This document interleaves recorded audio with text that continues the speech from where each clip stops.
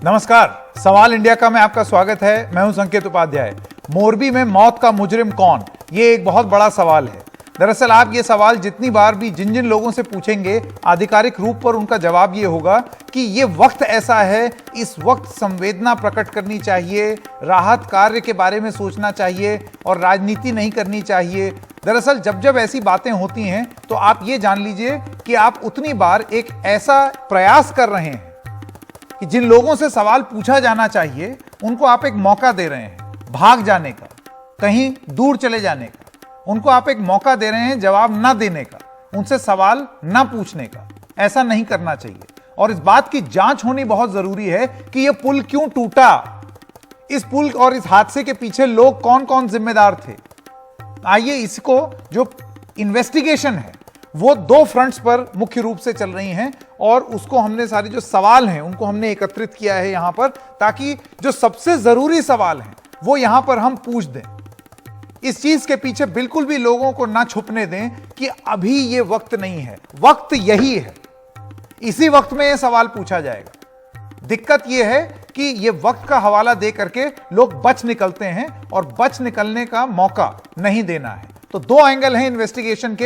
Angle number 1 आपको जरा दिखाएं, सवाल इंडिया का एंगल नंबर 1 आपके स्क्रीन पर। घड़ी बनाने वाली कंपनी को पुल के रखरखाव का काम दिया गया है। फुल फ्रेम जाते हैं, आपको ये जो इन्वेस्टिगेशन है उसके एंगल्स आपको बताते हैं जिस पर ये सवाल पूछे जाने चाहिए और इनका जवाब तुरंत मिलना चाहिए। क्योंकि अगर आप ये सवाल नहीं पूछेंगे तो आपको आज ये बता दिया जाएगा कि आज हम बड़े गमज़दा हैं, आज हम बहुत दुखी हैं, इस वजह से आज इस बारे में बात ना की जाए। आज ही बात की जाएगी। ओरेवा कंपनी का मुख्य काम क्या है? उनका मुख्य काम है घड़ी बनाना, उनका काम है मच्छर के रैकेट बनाना, उनका काम है बल्ब बनाना, उनका काम है अभी नया नया उन्होंने शुरू किया है ई बाइक बनाना। पुल, और वो भी 100 साल पुराना पुल बनाने की तो विशेषज्ञता उनके पास है ही नहीं। पुल की मरम्मत के काम में ओरेवा की कितनी विशेषज्ञता है भाई? क्या वो स्ट्रक्चरल इंजीनियर हैं? क्या उनको एक 100 साल से ज्यादा पुराने पुल के रखरखाव के तरीके आते हैं?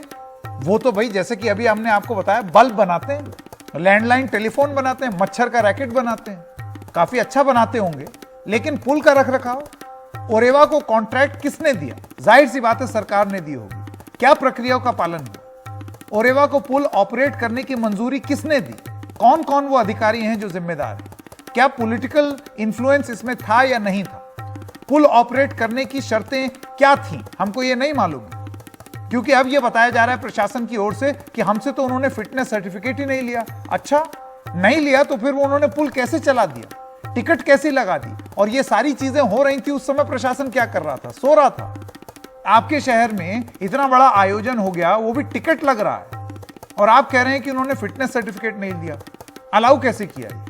ओरेवा ने किस तरह की मरम्मत का काम किया है? क्या हमें यह मालूम है? अब बताया जा रहा है कि 2 करोड़ में हमने 100% मरम्मत कर दी।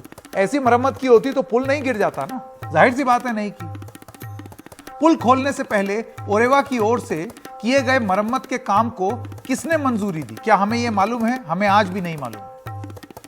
क्यों ओरेवा के मालिकों को किसी राजनीतिक क्या सबसे बड़ा सवाल, क्या ओरेवा के जो मालिक हैं उनका किसी राजनीतिक दल से करीबी संबंध है? हमने देखा है इससे पहले कई बार जो ओरेवा के मालिक हैं वो आत्मनिर्भर भारत के बारे में बहुत कुछ बोलते हैं, आत्मनिर्भर भारत की बात करते हैं, करनी भी चाहिए, लेकिन आपकी विशेषज्ञता हो तब आत्मनिर्भर ठीक लगता है। वरना पुल, आप सोचिए आत्मनिर्भर को इस तरीके तक ले जाना कि पुल गिर जाए, क्योंकि आपकी विशेषज्ञता नहीं है, आपकी एक्सपर्टीज नहीं है। ओरेवा को यह कॉन्ट्रैक्ट आखिर कैसे मिला? क्या किसी और ने कभी बोली लगाई थी? ये सब वो सवाल हैं जो कि तुरंत जांच में सामने आने चाहिए। और नहीं, अपने नेताओं को इस बात के पीछे मत छुपने दीजिए जब वो आपसे ये कहते हैं कि आज दिन ठीक नहीं है। आज ही दिन ठीक है। ये सवाल आज ही के दिन पूछा जाएगा और इसका जवाब आज ही के दिन मिलना भी चाहिए। अब आइए तफ्तीश का दूसरा एंगल कि रविवार के शाम को क्या हुआ। इन्वेस्टिगेशन का जो दूसरा एंगल है जिस पर बात होनी चाहिए उसके बारे में आपको बताते हैं। पुराने केबल ब्रिज पर 400 लोगों को जाने ही क्यों दिया? आप जानते हैं ब्रिज पुराना है, इसकी आपने लाख मरम्मत की हो, लेकिन सस्पेंशन ब्रिज पर अगर आप 400-500 लोगों को टिकट दे देंगे और जाने देंगे इतने सकरे ब्रिज पर, तो ये तो हादसे को न्योता है। टिकट से एंट्री हुई थी, क्या आप लोगों की संख्या को सीमित नहीं कर सकते थे? क्या इसको लेकर के प्रशासन की तरफ से कोई निगरानी नहीं हो रही थी? क्या ज्यादा पर्यटकों और ज्यादा वजन से यह पुल गिर गया? पुल पर एक बार में कितने लोगों के जाने की मंजूरी थी? ये सारे सवाल हैं जिसके जवाब अभी नहीं है हमारे पास। कोई सिसकी भर रहा है, कोई रो रहा है, कोई ये कह रहा है कि इस वक्त ये बात ना की जाए, वो ना की जाए, लेकिन ये जरूरी सवाल है, इनके बारे में आपको कोई जवाब नहीं मिलता। क्या लोगों की डूबने से मौत हुई है या गिरने के कारण दम घुटने से? नदी की गहराई कितनी है? राहत बचाव अभियान कैसे चलाया जा रहा है? पुल काफी पुराना था, क्या आपदा और राहत टीम मौके पर पहले से ही मौजूद थी? क्या आपको यह तैयारी पहले ही नहीं कर लेनी थी? क्योंकि अगर वो टीम पहले आ जाती, हो सकता है बहुत सारे लोग जो डूबने से मर गए हैं वो बच गए होते। मैं स्वागत करना चाहता हूं सबसे पहले अंकित त्यागी, जो कि ग्राउंड पर हैं, हमारे वरिष्ठ सहयोगी हमारे साथ जुड़ गए हैं। अंकित, ये बहुत सारे ऐसे तमाम सवाल हैं जिनके जवाब कुछ हद तक मिले हैं। आपने एक एफिडेविट निकाला, एक जो कॉन्ट्रैक्ट था उसकी भी कॉपी निकाली, लेकिन अभी भी ऐसे तमाम सवाल हैं जिनको इस चीज में दबा दिया गया है कि आज मौका ठीक नहीं है, आज इसके बारे में कम से कम मत बात करो। क्यों ना करें संकेत? और यही शायद मौका मिल जाता है, रास्ता मिल जाता है उन लोगों को जिनकी अकाउंटेबिलिटी इसमें फिक्स होनी चाहिए। अब आप देखिए, सबसे पहले जो आप बात कर रहे थे कि आज क्यों इस पे बात ना हो, एफआईआर की गई है। एफआईआर में आपको पता है कि कॉन्ट्रैक्ट किस कंपनी को दिया गया था। एफआईआर में उस कंपनी का नाम तक नहीं है। आपने 2022 के मार्च में अग्रीमेंट किया, कलेक्टर साहब की मौजूदगी में किया, म्युनिसिपल कमिश्नर की मौजूदगी में किया, और आपने वहां पर उस company Ajanta private manufacturing private limited के साथ ये करार किया। आपको पता नहीं है किस कंपनी को आपने इसकी मेंटेनेंस और इसकी रिपेयर का कॉन्ट्रैक्ट दिया था, लेकिन एफआईआर में उनका नाम नहीं डाला गया है, क्योंकि अगर उनका नाम डलेगा तो कहीं ना कहीं डर है कि ये जो कोताही बरती गई है मोरबी की म्युनिसिपल कॉर्पोरेशन की, ये भी सामने आएगी। अधिकारियों को भी इसकी रिस्पॉन्सिबिलिटी अपने सर पे लेनी पड़ेगी। मैं फटाफट जरा एक आपको बता देता हूं, कुछ ताज़ा जानकारी है इस वक्त मेरे पास। हाँ। ये हम जहां खड़े हुए हैं, यहां से आपको वो पुल जरूर दिखाई पड़ेगा, पुल के अवशेष जरूर दिखाई पड़ेंगे। यही बचा है उस पुल का जहां पर कल बहुत सारे लोग पहुंचे थे। संडे का दिन था, शाम को अपने परिवार के साथ। संकेत, मैं अभी एक परिवार से मिलने गया था। परिवार तो खैर वो अब रहा नहीं, एक व्यक्ति से मिलने गया था जो अपनी धर्म पत्नी और 3 बच्चों के साथ कल इस पुल पे गए थे। उनकी पत्नी और तीनों बच्चे कल यहां पर मारे गए इस हादसे में, अकेले बचे हैं। इस समय इतने ज्यादा शोक में, गुस्से में हैं कि उन्होंने मुझे देखते हुए भी कहा कि आप चले जाइए, मैं आपसे वरना बदतमीजी से बात करूंगा, ना आपको अच्छा लगेगा ना मुझे अच्छा लगेगा। मैं नहीं चाहता था कि मैं उनसे और कुछ पूछूं, मैं वहां से आ गया, लेकिन ऐसा हाल हुआ है। और ये मैं दर्शकों को बताना चाहता हूं, इस समय अगर आप देख रहे हो, पुल का जो दूर का हिस्सा आप देख रहे हैं वह स्वामीनारायण मंदिर वाला हिस्सा है। और अगर पुल का इस तरफ का आप हिस्सा देखेंगे, जहां पर आपको एक किलानुमा आकृति दिखाई पड़ रही है, इसको कहते हैं दरबारगढ़। दरबारगढ़ की तरफ जो पुल का केबल था, यही पुल का केबल टूटा था, जिसकी वजह से पूरा पुल ढहा है। हमारी सूत्रों से, जो एफएसएल के जो फॉरेंसिक साइंस लेबोरेटरी होती है, उनके सूत्रों से बात हुई। उन्होंने बताया कि इस पुल की मरम्मत में भी केबल जो है वो लगता है कि नहीं बदले गए थे। तो केबल नहीं बदले थे, सिर्फ जो फ्लोरिंग है और उसके नीचे की जो टाइलिंग है और जो उसके नीचे जो खंबे लगे थे उसको सपोर्ट करने के लिए, उनको सिर्फ शायद बदला गया था। उसे काट के वो ले गए हैं जांच करने के लिए। पर इस तरफ का ही हिस्सा है जो पहले टूटा था, जिसकी वजह से पूरा पुल धाराशायी होके नदी में गिर गया। अब आपको पानी कम दिखाई पड़ रहा होगा, क्योंकि कल रात से यहां पर मोटर लगाकर काफी सारा पानी निकाल दिया गया है, जिससे कि लोगों को निकालने में, बचाने में कोशिश आसानी हो सके। लेकिन अभी भी यहां पर नाव चल रही है, कुछ लोग अभी भी लापता बताए जाते हैं। ये जो करार की बात हो रही है संकेत, वो शायद आपको इंडिकेशन सिर्फ एक देगा, संकेत भर देगा कि ये सवाल पूछे जाने क्यों जरूरी है। टेंडर की कोई प्रोसेस नहीं हुई, मीटिंग होती है जनवरी में और मार्च में, उसके बाद सीधे सीधे एक अग्रीमेंट साइन हो जाता है। और अग्रीमेंट भी देखिए किस तरीके का, 15 साल का एग्रीमेंट, 2022 से लेकर 2037 तक हर साल आप अपनी मर्जी से पैसा बढ़ाते रहिए। जनता जो भी यहां पे पर्यटक आएंगे उनसे अपने मन से पैसा लेते रहिए, वो कंपनी को जाएगा। साथ ही साथ 8 से 12 महीने का एस्टिमेट लगाया गया था कि इस पुल की मरम्मत में लगेगा। 7 महीने के अंदर अंदर, 7 महीने से कम समय में 24 तारीख को मीडिया के सामने यहां पे उद्घाटन होता है। 26 तारीख को यहां पर लोगों को आना जाना शुरू करा जाता है, उनसे टिकट करके पैसे की वसूली की जाती है। और हादसे के बाद आज प्रशासन कह रहा है, म्युनिसिपैलिटी कह रही है हमें पता नहीं था, फिटनेस सर्टिफिकेट लिया ही नहीं था। इतनी अगर आपकी नाक के नीचे चूक हो रही है तो आपको अपने पद पे बने रहने का कोई अधिकार नहीं है। सबसे पहले कि इस तरह का कोई भी आके आपसे कॉन्ट्रैक्ट की जो टर्म्स और कंडीशन है उसको बिना ध्यान में रखे अपनी मर्जी से कुछ भी करके चला जाता है। दूसरा सबसे बड़ा जो सवाल अब ये उठ रहा है कि जो अधिकारी, क्या मुख्यमंत्री तक इसकी कल्पेबिलिटी नहीं है? 141 लोगों के मारे जाने की बात हो रही है, इस वक्त सब लोग यहां पर पहुंच रहे हैं। उनसे पूछा कि क्या आपने कोई एक्शन अपने अधिकारियों पे लिया है, तो जवाब देते बन नहीं रहा है। कह रहे हैं कि अभी राहत और बचाव कार्य में लगे हुए हैं। कौन सी राहत और कौन सा बचाव अब बचा है? जो कुछ लोग अभी यहां पर शायद मिले नहीं है, उनके यहां पे जो शरीर हैं, जो अवशेष हैं, शव हैं, उसको ढूंढने की कोशिश की जा रही है। उसके अलावा सरकार इस वक्त सिर्फ और सिर्फ लगता यही है कि लीपापोती में लगी हुई है। संकेत जी बिल्कुल, जी बिल्कुल, बहुत बहुत धन्यवाद इस तमाम जानकारी के लिए। और ये सवाल वो परिवारजन भी पूछेंगे जिनके सम्मान में ये बात कही जा रही है कि आज तो कम से कम ये सवाल मत पूछो।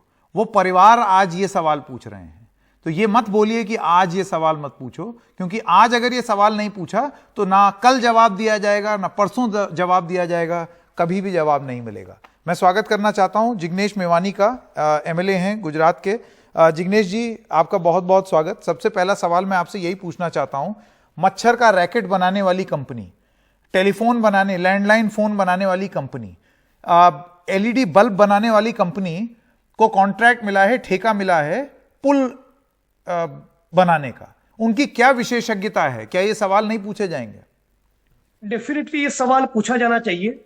सबसे पहले तो मैं पीड़ित परिवार है उनके प्रति मेरी संवेदना तो व्यक्त करता ही हूं, और अनडाउटेडली बहुत ही दुखदाई एक अनफॉर्चुनेट घटना घटी है। लेकिन जो भी उसके लिए रिस्पॉन्सिबल है, चाहे वो मंत्री हो, ब्यूरोक्रेट्स हो, वो कंपनी के मालिक हो और वो कंपनी के अधिकारी हो, उन सबके सामने एक इन्वेस्टिगेशन, एक निष्पक्ष जांच होनी चाहिए। वरना कभी यह तथ्य बाहर नहीं आएगा कि क्यों इसी कंपनी को कॉन्ट्रैक्ट दिया गया। क्या कॉन्ट्रैक्ट या टेंडर की प्रक्रिया के वक्त भाजपा के मंत्रियों ने, भाजपा के नेताओं ने और इन करप्ट ब्यूरोक्रेट्स ने कोई लेती देती, कोई पैसे का डीलिंग्स किया था? क्योंकि जिस कंपनी का इस प्रकार की ब्रिजेस को बनाने का या रिनोवेशन का कोई अनुभव ही नहीं, बुढ़ापे में उनका कोई ऐसा ट्रैक रिकॉर्ड ही नहीं कि 8, 10, 12, 15 ब्रिज उन्होंने तैयार किए हो या पुराने ब्रिज को बहुत उम्दा तरीके से रिनोवेट, रीडिजाइन किया हो, ऐसा तो उनका कोई कंपनी का रिकॉर्ड नहीं। वो तो दूसरी किस्म के प्रोडक्ट्स बनाती आई है। तो अचानक इसी कंपनी को ठेका क्यों मिला, इस बात की जांच होनी ही चाहिए। लेकिन जांच कौन करेगा जिग्नेश जी? और जांच में क्या आएगा जिग्नेश जी? त्यागी ने बताया कि एफआईआर तो हो गया है, चूंकि चुनाव सर पे है, चूंकि 150 से ज्यादा बेगुनाह लोग मारे गए, तो फॉर्मेलिटी के तौर पे आपने मुकदमा तो दर्ज किया, लेकिन आज तक अभी इतना 1 घंटे से ज्यादा वक्त होने लगा है, एक भी गिरफ्तारी नहीं हुई। कौन है इस इन्वेस्टिगेटिंग टीम में? वही अफसर जो गुजरात प्रोहिबिशन की पॉलिसी के बावजूद अपने जुरिस्डिक्शन में खुलेआम शराब की बिक्री को अलाउ करते हैं। गुजरात में 2 लाख करोड़ का ड्रग्स पाया गया, जिन अधिकारियों की जुरिस्डिक्शन के इलाकों में, अब वही अधिकारी इस मामले में जांच करेंगे। ये गुजरात की जनता को, इस मुल्क की जनता को बेवकूफ बनाने के अतिरिक्त कुछ नहीं। जो ऑनेस्ट है, नॉन करप्ट है, किसी भी पॉलिटिकल पार्टी के किसी भी नेता को नहीं छोड़ेंगे। ऐसी जिनकी इंटेग्रिटी है, ऐसे अफसर जब तक जांच नहीं करेंगे तब तक न गिरफ्तारी होगी, न सच्चाई बाहर आएगा, न ये पता चलेगा कि आखिर और कोई कंपनी नहीं, इसी कंपनी को ठेका क्यों मिला। यदि ये तथ्य बाहर लाते हैं और यदि भविष्य इस प्रकार की घटनाओं को रोकना है, तो पॉलिटिशियंस और ब्यूरोक्रेट्स कोई भी पार्टी से हो, उनके ऊपर यदि दबाव बनाना है कि इस प्रकार के पैसे वाले डीलिंग्स करके अपनी पसंदीदा कंपनी को कॉन्ट्रैक्ट न दे, यदि इसको सुनिश्चित करना है तो एक अच्छे अधिकारियों की एसआईटी के द्वारा जांच होनी चाहिए। वरना जो हुच ट्रेजेडी में हुआ, 70 से ज्यादा लोगों की जान चली गई, लेकिन फिर आज वहां मामला कहां खड़ा है किसी को पता नहीं। तक्षशिला इंस्टीट्यूट में फायर ब्रिगेड के इंस्ट्रूमेंट, फायर एक्सटिंग्विशर्स वगैरह नहीं थे, फिर भी परमिशन दे दिया। सूरत में 5, 8, 10 साल के बच्चों को जंप लगाकर अपने आप बचाने के लिए कूदना पड़ा। 1 डजन बच्चे मारे गए, कहां खड़ा है आज वो केस? 2 लाख करोड़ से ज्यादा का ड्रग्स पकड़ा गया, कहां खड़ी है उसकी जांच? कहां क्या कुछ हो रहा है? कुछ नहीं हो रहा है। तो सचमुच प्रधानमंत्री, गृह मंत्री, गुजरात की सरकार, गुजरात के मुख्यमंत्री और गुजरात के डीजीपी सचमुच संवेदना ईमानदारी से व्यक्त कर रहे हैं। तो ईमानदारी से संवेदना व्यक्त करने का मतलब यह है कि ईमानदार जांच हो, किसी को बख्शा न जाए। ठीक। जिग्नेश मेवाणी जी, आपका बहुत बहुत धन्यवाद हमारे साथ जुड़ने के लिए। आपका ये मानना है कि एक ईमानदार जांच होनी चाहिए, लीपापोती वाली जांच ना हो जाए, और सवाल तो बिल्कुल पूछे जाएंगे, और सवाल यही होंगे कि मोरबी की मौत का मुजरिम कौन है? 134 की मौत हुई है, कई घायल हुए हैं, इसका जिम्मेदार कौन है? घड़ी और मच्छर रैकेट बनाने वालों को पुल का ठेका क्यों दिया और कंपनी को दोषी ठहराया जा रहा है? सरकार जिम्मेदार क्यों नहीं है? ये वो कुछ बड़े सवाल हैं जो कि हम पूछ रहे हैं। मैं स्वागत करना चाहता हूं हमारे बाकी मेहमानों का। दीक्षु कुकरेजा, आप आर्किटेक्ट हैं, मैनेजिंग प्रिंसिपल हैं सीपी कुकरेजा आर्किटेक्ट्स के। क्योंकि देखिए यहां पर एक स्ट्रक्चर गिरा है, और यह जानना बहुत जरूरी है कि विशेषज्ञता कितनी जरूरी है यहां पर। ऐसा नहीं हो सकता है कि आप कोई भी काम किसी को भी पकड़ा दें और वो चीज हो जाए। यह झाड़ू कटका लगाने वाली बात नहीं थी, ये स्ट्रक्चरल इंटेग्रिटी को बनाए रखने की और उस निर्माणाधीन जो स्ट्रक्चर था उसको ठीक रखने की बात थी। मैं स्वागत करना चाहता हूं विजय जौली, नेता हैं बीजेपी के, दिलीप सिंह क्षत्रिय, वरिष्ठ पत्रकार हैं द न्यू इंडियन एक्सप्रेस के, और सौरभ भारद्वाज, आप प्रवक्ता हैं आम आदमी पार्टी के, संजीव सिंह प्रवक्ता कांग्रेस पार्टी के भी हमारे साथ जुड़ गए हैं। आप सब लोगों का बहुत बहुत धन्यवाद। दीक्षु कुकरेजा जी, सबसे पहले मैं आपसे शुरू करना चाहता हूं, और ये सवाल मैं आपसे पूछना चाहता हूं बतौर एक आर्किटेक्ट, आप मैनेजिंग प्रिंसिपल हैं सीपी कुकरेजा आर्किटेक्ट्स के। एक्सपर्टीज कितनी जरूरी है? सिर्फ कोई चीज निर्माण कर देने में नहीं, उसके मेंटेनेंस, उसके रख रखाव में भी एक्सपर्टीज होना।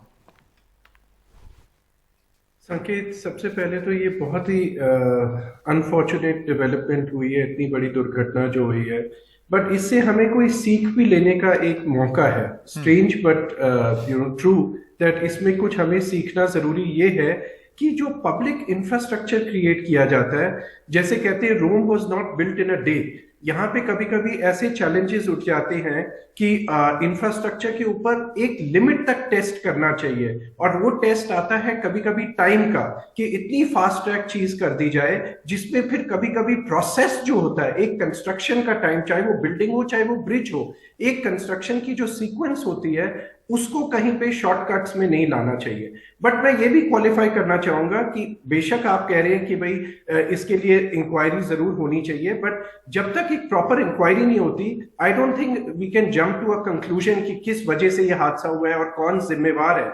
जब तक इसकी प्रॉपर इन्वेस्टिगेशन ना हो, आई थिंक ये अनफॉर्चुनेट रहेगा और अनफेयर रहेगा कि किसी के ऊपर उंगली उठाई जाए। बट हमारे यहाँ पे एक चीज जो मैं कहूंगा जो बदलने की बहुत सख्त जरूरत है, वो है कि हम L1 बेसिस पे जो कॉन्ट्रैक्टर लोएस्ट प्राइस कोट कर देता है, जनरली ये होता है गवर्नमेंट में, उसको काम दे दिया जाता है कंस्ट्रक्शन का, निर्माण का। और ये सिस्टम जब तक नहीं बदलेगा, हमारे यहाँ पे वर्ल्ड क्लास इंफ्रास्ट्रक्चर नहीं क्रिएट हो सकता। और बाकी देशों में सिर्फ एक प्राइस को ही नहीं देखा जाता, क्वालिटी, टेक्नोलॉजी, पर्सन का एक्सपीरियंस, ये सब मुद्दों के बेसिस पे एक काम अवार्ड किया जाता है। तो इस तरीके की चीजें अगर हम वर्ल्ड क्लास इंफ्रास्ट्रक्चर की बात कर रहे हैं, लाना चाहते हैं, तो ये करना भी बहुत जरूरी है। इसके अलावा मैं ये भी कहूंगा कि जो ड्यू प्रोसेस में टेस्ट एंड सेफ्टी चेक्स और फिटनेस ट्रायल्स होती हैं, उनके लिए भी कभी कोई शॉर्टकट नहीं अडॉप्ट करना चाहिए। और एक और पॉइंट इसमें यह है कि क्राउड मैनेजमेंट, किसी भी पब्लिक बिल्डिंग में या पब्लिक इंफ्रास्ट्रक्चर में, जैसे कि ये ब्रिज था, अगर उसकी डिजाइंड कैपेसिटी 125 लोग हैं और उस पे 10, 15, 20% नहीं पर 300% से भी ज्यादा लोग उस इंफ्रास्ट्रक्चर को यूज करेंगे, तो हम एक तरीके से गलत चीज कर रहे हैं और उसका यही रिजल्ट होने की चांसेस क्या रियलिटी है।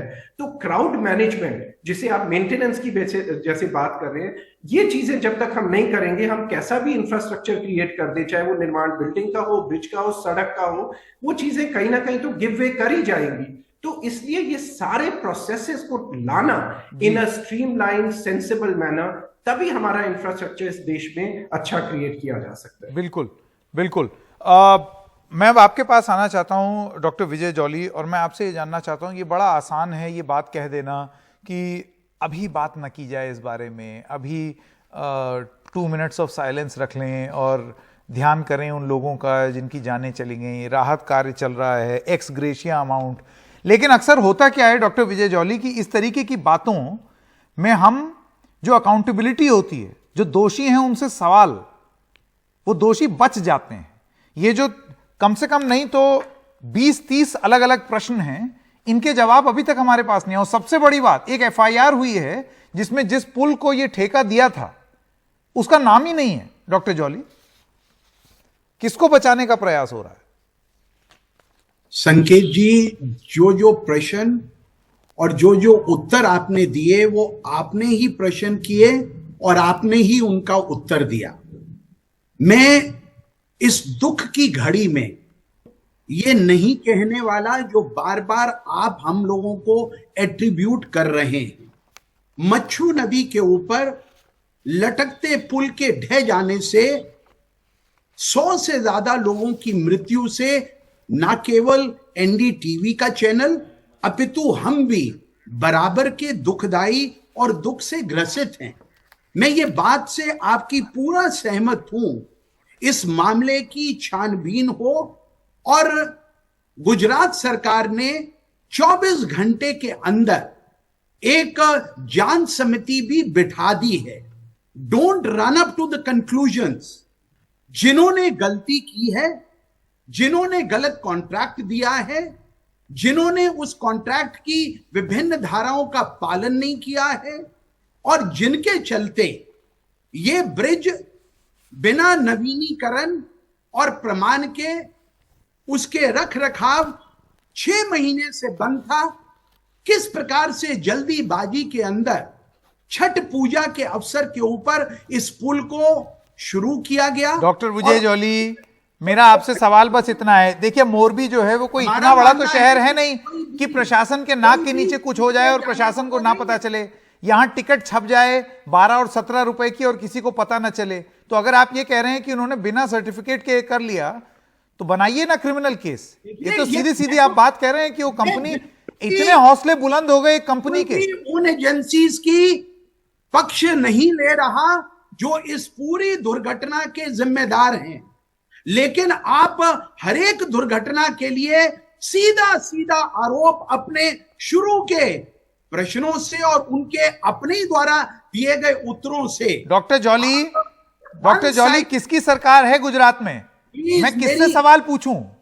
आप ऋषि सुनक से पूछ लूं? हम आपके सवालों का जवाब देंगे।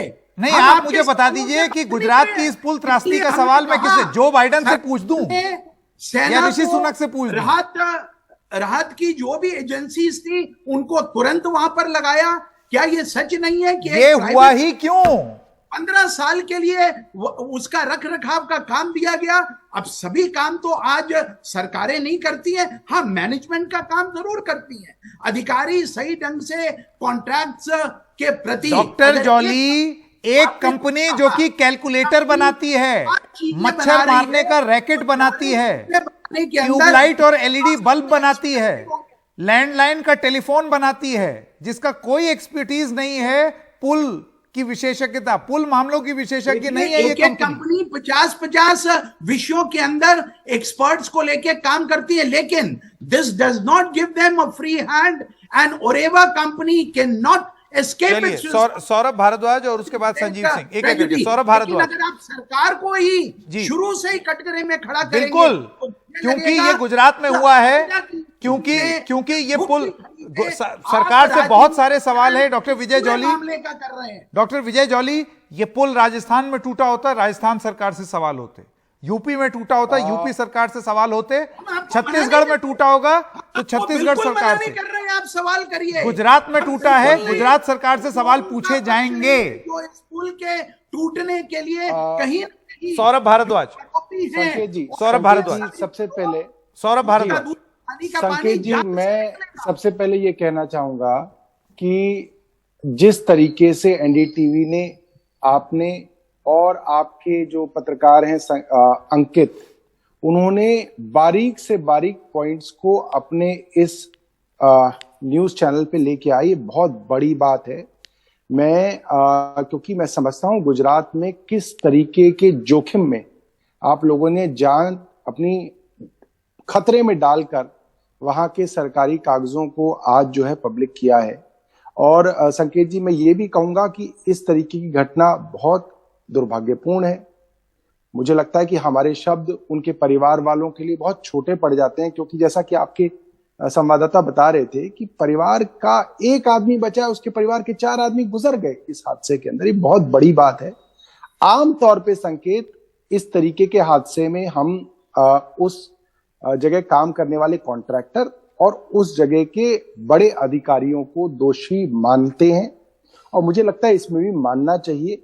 मगर यहां पे मामला अलग क्यों हो जाता है, उसके मैं 2-3 कारण बताता हूं आपको। कल से, जब से ये 100-130 लोगों की वहां पे मृत्यु हुई है, बल्कि मैं तो कहूंगा हत्या हुई है, भारतीय जनता पार्टी के सोशल मीडिया के जो लोग हैं, जिनके नाम हम सबको मालूम है, वो एक झूठा 7 महीने पुराना, या शायद कुछ लोग कह रहे हैं 2 साल पुराना वीडियो चला रहे हैं, लगातार चला रहे हैं, और कह रहे हैं देखिए ये लोगों ने खुद हिला हिला के जो है पुल तोड़ दिया। अब इसके अंदर देखिए 2-3 चीजें क्या कर रहे हो, वो क्यों कर रहे हैं। पहला, वो कॉन्ट्रैक्टर को, सरकारी अधिकारियों को बचाना चाहते हैं कि उनकी कोई गलती नहीं है, गलती उन लोगों की है, पहली चीज। दूसरा क्या कर रहे हैं वो, जो लोग मर गए, हमारे यहां तो जो लोग मर गया, बुरा से बुरा भी आदमी मर जाता है तो उसके बारे में हम बहसों में भी बात नहीं करते, मगर वो क्या कर रहे हैं भारतीय जनता पार्टी के लोग, वो मरे हुए लोगों के ऊपर ही दोष लगा रहे हैं कि ये ही खुद अपनी मृत्यु के जो है सबसे बड़े जो है कारण है, ये खुद जो है इन्होंने ये काम किया जिसकी वजह से मरे। तीसरा काम क्या कर रहे हैं वो, जिन मरने वालों के रिश्तेदार आज सरकार से सवाल पूछ रहे होंगे, दुखी होंगे, उनको अब बेशर्मी से और ज्यादा रेडिक्यूल किया जा रहा है कि देखिए आपके रिश्तेदार जो मरे हैं वो कोई विक्टिम नहीं है, वो खुद जो है इस पूरे के पूरे जो ये जो हादसा हुआ है इसके जिम्मेवार ही वो लोग हैं। अच्छा, अब सवाल बड़ा ये आता है, राजनीतिकरण कर रहे हैं। अब सवाल इस पे आता है, अभी लोगों की लाशें जली अब सवाल जी, और आप भारतीय जनता पार्टी और आम आदमी पार्टी की जद्दोजहद, मैं इसका जवाब, बहुत ही दुखदायी बात देखिए है। मैं तो अपने देश का सबसे बड़ा नेता प्रधानमंत्री जी को मानता हूं। मैं तो क्या कहते हैं ये लोग, ये कहते हैं ये तो एक्ट ऑफ गॉड है। दीदी, ये एक्ट ऑफ गॉड नहीं, ये तो एक्ट ऑफ फ्रॉड है, फ्रॉड। ये एक्ट ऑफ फ्रॉड का परिणाम है। ये एक्ट ऑफ गॉड तो उस मात्रा में जरूर है क्योंकि चुनाव के दिनों में गिरा ताकि पता चले कि आपने कैसी सरकार चलाई है। इसलिए भगवान ने लोगों को संदेश दिया है कि आज ये ब्रिज टूटा, कल ये पूरा बंगाल ऐसे ही खत्म कर देगी, इसको बचा। ठीक है, हमने वीडियो देखा है, सोशल मीडिया पे चल रहा है। सौरभ जी, आपका पॉइंट क्या है? संकेत जी, संकेत जी, पॉइंट ये है, पहली बात तो ये वीडियो मैंने आपके एनडीटीवी के ही अंग्रेजी चैनल से लिया है, तो आपका क्रेडिट है। मैं ये बोल रहा हूं कि हमारे भारतीय जनता पार्टी के मित्र जिस संवेदना की बात कर रहे हैं, मैं प्रधानमंत्री जी के बारे में बता रहा हूं कि बंगाल के अंदर चुनाव थे, प्रधानमंत्री जी एक हादसे में एक मृत्यु के बाद ये बात कह रहे थे कि ये एक्ट ऑफ गॉड नहीं दीदी, ये एक्ट ऑफ फ्रॉड है, और वो ये कह रहे थे कि बंगाल के अंदर बड़े भ्रष्टाचार का संदेश भगवान ने दिया है। अब मैं प्रधानमंत्री जी की बात को लंबा करता हूं, उनकी बात को आगे बढ़ाता हूं। ये क्यों ना माना जाए कि उसी भगवान ने, उसी ईश्वर ने गुजरात सरकार का जो झूठा मॉडल प्रचारित किया जा रहा था, उसके अंदर इतने बड़े भ्रष्टाचार का संदेश जो है भगवान ने जो है चुनाव से पहले दिया है। क्योंकि जैसे तब चुनाव से पहले एक पुल टूटा था, उसमें कुछ लोग मरे थे, इस तरह से आज गुजरात में चुनाव से पहले लोग जो है 134 लोग मारे गए। अपने सवाल जो है, नहीं देखिए ऐसा है, कोई मेरा सवाल एक्ट ऑफ गॉड, फ्रॉड, इन सब चीजों में ना पड़ते हुए यहां पर सीधे सवाल प्रशासन से हैं, सरकार से है, उस कंपनी से है, क्योंकि अक्सर ऐसा लगता है कि इस तरफ संकेत जी, मैं एक बात अभी आप कुछ, सौरभ जी बोलेंगे, पलट के डॉक्टर विजय जौली कुछ बोल देंगे, मामला पूरा पॉलिटिकल हो जाएगा। जो कड़े सवाल अपना आखिरी बात बोलना चाहता हूं, वो रह जाएंगे। मेरी आखिरी बात, संकेत जी, मेरी आखिरी बात ये है, अगर ये मामला सिर्फ एक कॉन्ट्रैक्टर का होता कि घड़ी बेचने वाली कंपनी को आपने इतना बड़ा काम दे दिया और बिना टेंडर के दे दिया, जो कि सीवीसी की गाइडलाइन के बिल्कुल विरोध में, आप बिना टेंडर के तो 1 रुपए का काम नहीं दे सकते। हाँ। और 15 साल का काम आपने उसको दे दिया और प्रॉफिट कमाने का हक दे दिया। अब जब प्राइवेट कंपनी को बिना टेंडर के आपने प्रॉफिट कमाने के लिए हरी झंडी दे दी, तो वो तो क्या पुल टूट जाएगा। आज उसको कह दो संकेत जी, वो आज भी उस पुल के ऊपर जो है 17 रुपए का टिकट बेच देगा। अब सवाल ये आता है कि पूरी की पूरी सरकार उस कॉन्ट्रैक्टर को बचाने में क्यों लग गई है। ठीक है, अब ये सवाल मैं पूछूंगा विजय जॉली से, लेकिन अब संजीव सिंह के पास चलते हैं, प्रवक्ता कांग्रेस। 2 और वक्ता बचे हुए हैं, वो इंतजार कर रहे हैं। संजीव सिंह जी, मैं आपके पास आना चाहता हूं, क्या कहेंगे आप? आपने सुना डॉक्टर विजय जॉली का क्या कहना है? उनका यह कहना है कि यह समय राजनीति का नहीं है। हम भी मानते हैं समय राजनीति का नहीं है, लेकिन समय कड़े सवाल पूछने का तो है।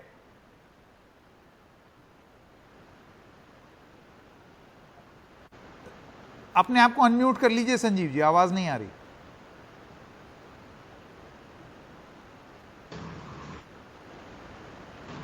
मैं ये कहना चाह रहा था कि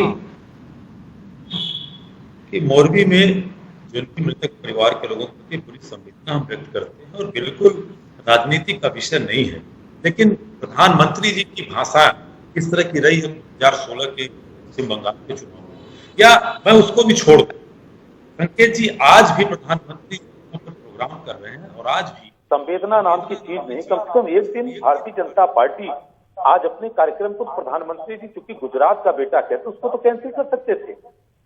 आज भी नहीं, केवल आप कह रहे हैं कि सवाल मत पूछिए, किससे सवाल पूछा जाए? आखिर जो कंपनी मच्छर मारने की दवा बनाती है, जो कंपनी घड़ी बनाती है, दीवार घड़ी बनाने का काम करती है, उसको आपने ठेका कैसे दे दिया? आज सवाल इससे भी नहीं पूछा जाए कि 10 साल के लिए आपने उसको ठेका दे दिया, जहां 100 लोगों को चलना था और उसपे आप 400 लोगों को मात्र 70 रुपए से लेकर 19 रुपए का टिकट आप कितना पैसा कमा लिया। और दूसरी बात यह है कि आज सवाल पूछने इसलिए भी लाजमी इस गुजरात में, जो गुजरात मॉडल 27 साल से जॉली साहब पूरे हिंदुस्तान को बेचा गया, क्या गुजरात मॉडल यही है? संकेत भाई, मैं बात करना चाहता हूं कोविड के समय जिस व्यक्ति ने प्रधानमंत्री को 10 लाख का सूट पहनाया था, आपको ख्याल होगा कि उसकी कंपनी ने अहमदाबाद में हाई कोर्ट ने कहा कि साहब वेंटिलेटर नहीं है, वो फर्जी वेंटिलेटर एम्बोपैक पकड़ा गया था, जिसपे लोग लगातार जब मरने लगे तो जांच में पता चला कि वो वेंटिलेटर नहीं एम्बोपैक। क्या कार्रवाई हुई? जिस गुजरात में शराबबंदी है, सैकड़ों लोग शराब के नशीले उसके सेवन स्वाद मर गए, क्या कार्रवाई हुई? लाखों करोड़ की हेरोइन पकड़ी जाती, क्या कार्रवाई हुई?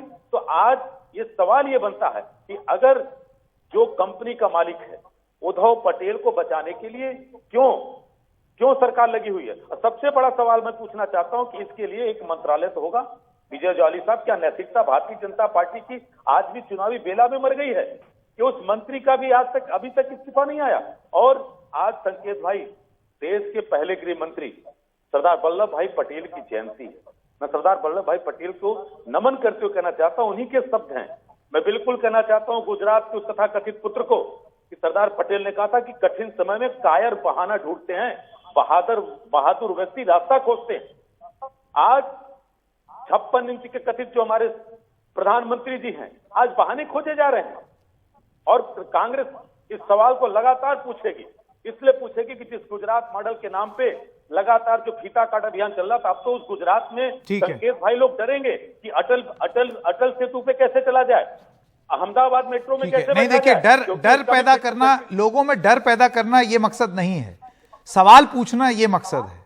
कौन सा ऐसी स्थिति ना हो कि लोग चलने से ही एकदम भयभीत हो जाएं, नए पुल पे ना चलें, ये सब बात हम यहां पर नहीं कर रहे हैं। लेकिन सवाल सिर्फ इतना है कि इस त्रासदी से जो सवाल निकलते हैं उनका जवाब मिलना जरूरी है। और विजय जॉली, आपके पास वापस आऊंगा ताकि आप अपना जवाब दें। इससे पहले दिलीप सिंह जी, आप किस तरीके से देखते हैं? आपको लगता है कि राजनीतिक रूप से यहां पर पूरी तरीके से बात को घुमाने का एक प्रयास हो रहा है कि वो पॉलिटिकल बयानबाजी चली जाएगी तो उसके बाद जो मेन प्रश्न है वो कहीं दब जाएंगे, और चुनावी माहौल है उसमें कोई रोटी सेक लेगा, कोई कुछ करेगा? आप किस तरीके से देखते हैं? जी, एकदम सही बात है। पूरी के पूरी घटना को एक तरीके से चुनावी रंग देने की कोशिश है।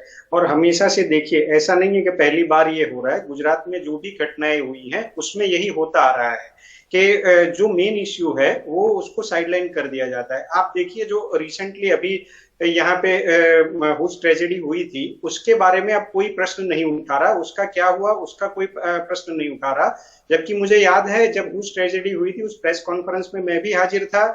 पुलिस अधिकारियों द्वारा कहा गया था कि 5 दिन के अंदर हम अपना रिपोर्ट सबमिट करके और बता देंगे कि कौन इसमें कल्प्रिट है। जो का 5 दिन नहीं, आज मान लीजिए कि 3 महीने से ऊपर हो गया, अभी तक ना पता चला कि एसआईटी क्या कर रही है, उसके कल्प्रिट क्या थे और कहाँ थे।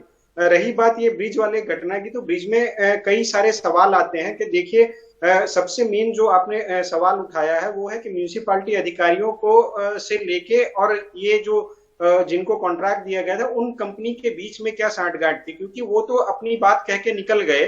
पहले कम से कम जब वो कल मीडिया से बात कर रहे थे तो आज पुलिस को उनको बुला के पूछना चाहिए था कि आपने कहाँ पे क्या किया, कैसे कॉन्ट्रैक्ट दिया और आपको कैसे नहीं पता चला। उनका अभी तक कोई भी डिटेंशन करके या उनसे कोई पूछताछ नहीं। मेरी जानकारी के मुताबिक अब तक सुबह से लेके अब तक पुलिस ने 9 लोगों को डिटेन किया है और उन लोगों का इस हादसे के साथ कोई लेना देना सीधा या इनडायरेक्ट नहीं। बताइए। तो मतलब कहीं ना कहीं जांच भटका के फिर से वहीं गोल घुमा के और फिर राजनीतिक एक दूसरे के ऊपर आरोप प्रति आरोप करके और फिर हम और आप दोनों भूल जाएंगे और फिर ये प्रश्न शायद 1 साल बाद भी कोई नहीं पूछेगा कि वहां कौन मरा, कितना मरा, कैसे मरा, कौन रिस्पॉन्सिबल था, किसको कितनी सजा हुई। इवन मैं बताऊं ये पहली घटना नहीं है। 1979 में मच्छू में जहां पे आज ये हुआ है वहीं पे डैम डिजास्टर हुआ था। आप उस घटना को उठा के देख लें, उस घटना में अनऑफिशियल सोर्सेज के मुताबिक 5000 से ज्यादा लोग मारे गए थे। उस पे भी एक पंच रखा गया था और उस समय कांग्रेस की सरकार थी, पर उसमें कौन कल्प्रिट था आज तक उसमें किसी को सजा नहीं हुई। अब मान के चलिए जो जिस घटना में जिस त्रासदी में 5000 लोग मारे गए, ऑफिशियली सरकार का आंकड़ा 1200 लोगों का है उस त्रासदी का, पर उसमें ना ही सरकार के अधिकारी रिस्पॉन्सिबल पाए गए, ना ही कोई दोषी नहीं पाया गया, क्योंकि वक्त का पहिया ऐसे घूमता है। मतलब जी डॉक्टर विजय जॉली, बहुत जल्दी से आपका जवाब मैं ले लूं, वक्त खत्म हो रहा है। डॉक्टर जॉली, आपने राजनीतिक बयान सुने सबके, आपका जवाब। देखिए, मेरा ये मानना है कि इस त्रासदी के लिए, इस दुर्घटना के लिए जिम्मेदार कोई भी हो वो बख्शा नहीं जाएगा, क्योंकि ये 2022 का युग है। ये प्रधानमंत्री नरेंद्र मोदी के स्वच्छ शासन और प्रशासन का युग है। जो गलती करेगा, चाहे वो मेरा अपना क्यों ना हो और चाहे वो कोई पराया क्यों ना हो, चाहे वो मोरबी म्युनिसिपैलिटी के ऑफिसर्स क्यों ना हो या ओरिवा कंपनी जिसके ऊपर बार बार आक्षेप आ रहा है और जो सीधे सीधे इस त्रासदी के लिए कहीं ना कहीं जिम्मेदार है, हम किसी की भी पक्ष में नहीं खड़े होंगे। और मुझे आशा है इस 100 से ज्यादा गुजरात के भाइयों और बहनों का इस त्रासदी में मौत के घाट उतर जाना आज एक ये राष्ट्र त्रासदी है। और चुनाव से पहले मेरे आम आदमी पार्टी के मित्र, मेरे कांग्रेस के मित्र इसको जो राजनीतिक जामा पहनाने की कोशिश कर रहे हैं, कृपा करके इससे बचिए। मानव संतप्तता के इस समय के अंदर एक ही जामा पहनाइए और वो है इंसाफ का। एक ही जामा पहनाइए, वो है सच्चाई का। सभी प्रश्नों का एक ही जामा पहनाइए, वो है सवालों के जवाब का। बस यहीं तक अपने आप को इस कार्यक्रम में हम सीमित रखना चाहते हैं। यहीं तक अपने आप को इस कार्यक्रम में सीमित रखना चाहते हैं। ये जो 10-12 सवाल हैं इस प्रकरण को लेकर के, जिसके बारे में ये बताया जा रहा है कि आज मत पूछो, क्यों ना पूछें, आज ही इन सवालों के जवाब आने चाहिए। यही दिन है इन सवालों को पूछने का। वक्त है एक छोटे से ब्रेक का।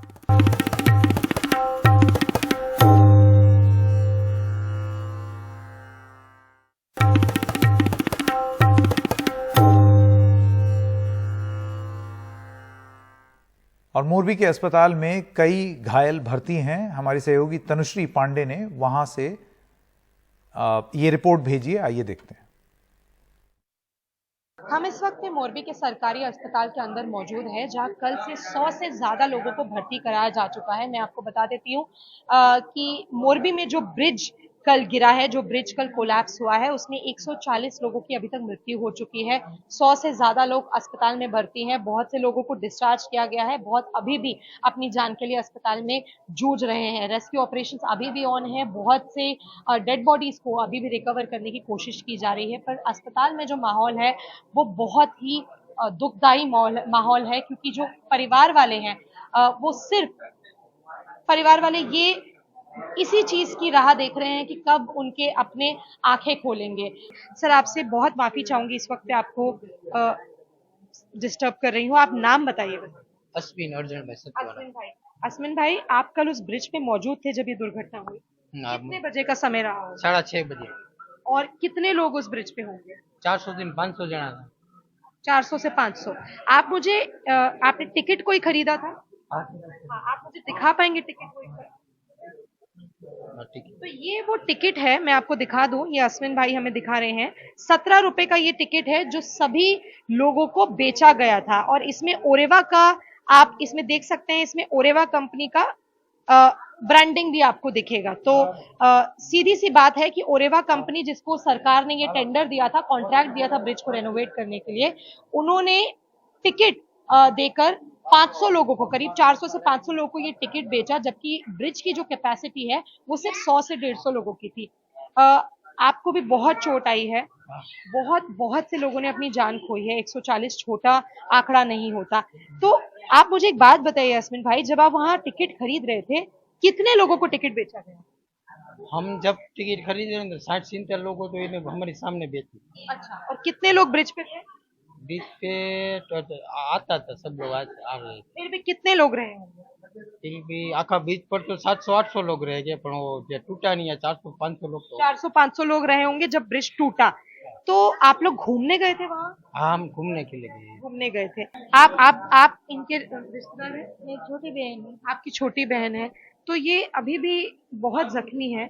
किस तरीके से ये दुर्घटना हुई? आपको क्या लगता है कि ये किस पता, हम लोग यहाँ नहीं थे कोई भी, ये थी और दूसरी मेरी बड़ी छोटी बहन है ना, वो साथ में, हम में से कोई भी नहीं। इतनी बड़ी दुर्घटना हो गई, इतने लोगों की मृत्यु हो गई, किस तरीके से आप लोग उभर रहे हैं?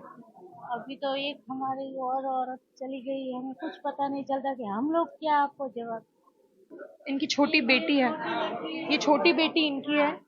तो ये एक छोटी बेटी, यहाँ पे एक छोटी सी जो लड़की है, इनकी छोटी बेटी है। आप समझ सकते हैं, आप उस बच्चे की आंखों में देखिए कि उसको कुछ नहीं पता, उसको कुछ नहीं पता कि कल क्या सरकार ने कॉन्ट्रैक्ट दिया, क्या ब्रिज का रेनोवेशन हुआ। वो बच्ची सिर्फ कल शाम से इस आह में बैठी हुई है कि कब उनकी माँ उठेंगी और उनके साथ घर जाएंगी। तो आप अंदाजा लगा सकते हैं कि ये कितनी बड़ी एक दुर्घटना रही है और लोग किस तरीके से झेल रहे हैं सिर्फ इस वजह से, क्योंकि सरकार ने और सभी जो अथॉरिटीज हैं, चाहे वो म्युनिसिपल कॉर्पोरेशन हो, चाहे वो प्राइवेट कंपनी ओरेवा ग्रुप हो, किसी ने भी अपनी रिस्पॉन्सिबिलिटीज को पूरे तरीके से नहीं निभाया, प्रोटोकॉल्स पे ध्यान नहीं दिया। बिना किसी एनओसी के उस ब्रिज को खोला गया, जिससे कि ये दुर्घटना हुई। अभी भी रेस्क्यू मिशन ऑन है और अभी भी और डेड बॉडियों को और शवों को खोजने की कोशिश की जा रही है। मैं तनुश्री पांडे, कैमरा पर्सन रजनीकांत के साथ, गुजरात मोरबी से, एनडीटीवी।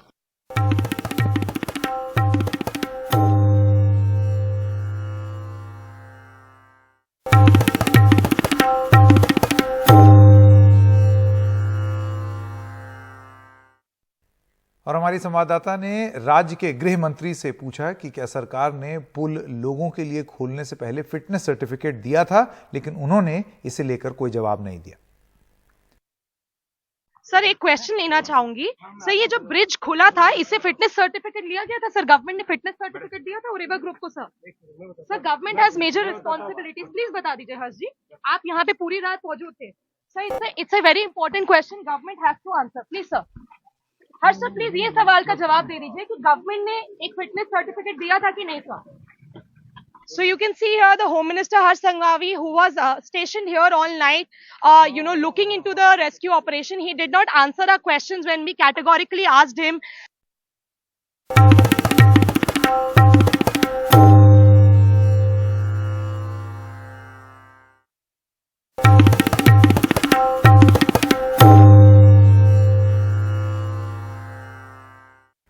और आइए अब आपको सुनाते हैं कि प्रधानमंत्री नरेंद्र मोदी ने मोरबी में जो पुल क्षतिग्रस्त हुआ है उसके बारे में क्या कहा। काले मोरबी में आ भयंकर पीड़ादायक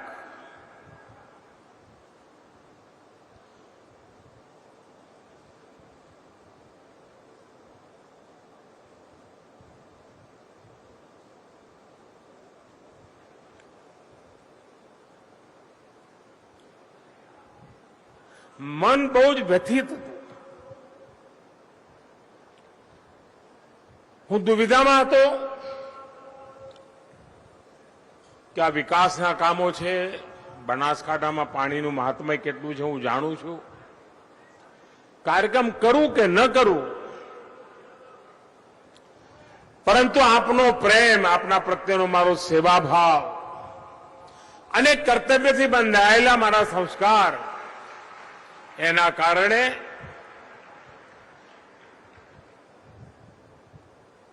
મન મજબૂત કરીને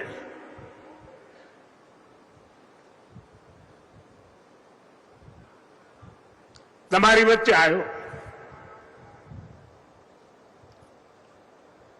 થરાદ, બનાસકાંઠા અને આપણું આ ઉત્તર ગુજરાત, એના માટે પાણી આના એક જ કાર્યક્રમમાં 8,000 કરોડ રૂપિયાની યોજનાઓ